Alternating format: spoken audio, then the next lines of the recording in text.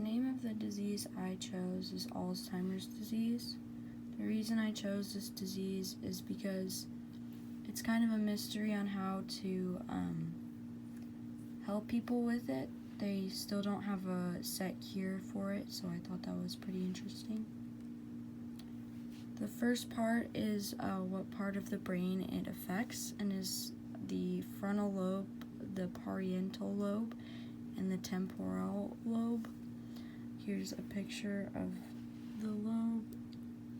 The damaged areas of the brain are also the hippocampus, that's where the memories form. The frontal lobe is where the intelligence, judgment, and behavior. The temporal lobe is the memory, and the parietal lobe is the language. Symptoms are just losing your memory, the things that you would usually remember. Confusion of like your time or place, like if you just don't know where you are, that's not a good thing. Just normal things that you would do in your day-to-day life, if you probably can't do them, that's not a good sign.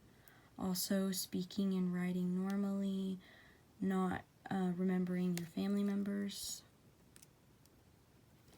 On the brain, it shrinks the brain by breaking down neurons, and it's stopping the communication from one neuron to the next, and this makes the neurons die. Treatments: there are no cures for Alzheimer's. There are some treatments and drugs that they have made, but nothing that actually like reverses it. But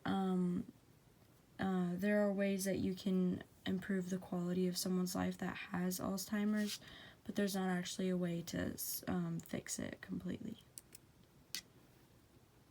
The percentage of the population is about 1 out of 10 people. There's 500,000 people diagnosed per year, and about 5.8 million people in America right now that have Alzheimer's. So the mortality rate is kind of hard for people to diagnose because most people who have it are over the age of 65 or older, which is normally the time that you could die naturally. So people die after being diagnosed, but they usually get diagnosed at a later age. But it's mostly 25% of people. There is types of screening for it, but it's not really easily diagnosed early on. They have at-home screen testing that you can do, but it's not very accurate.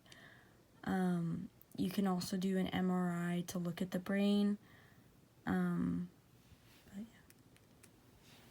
The risk factors that are associated would just be age mostly, but also people with Down syndrome are more susceptible to this disease because they have 3 copies of the chromosome 21.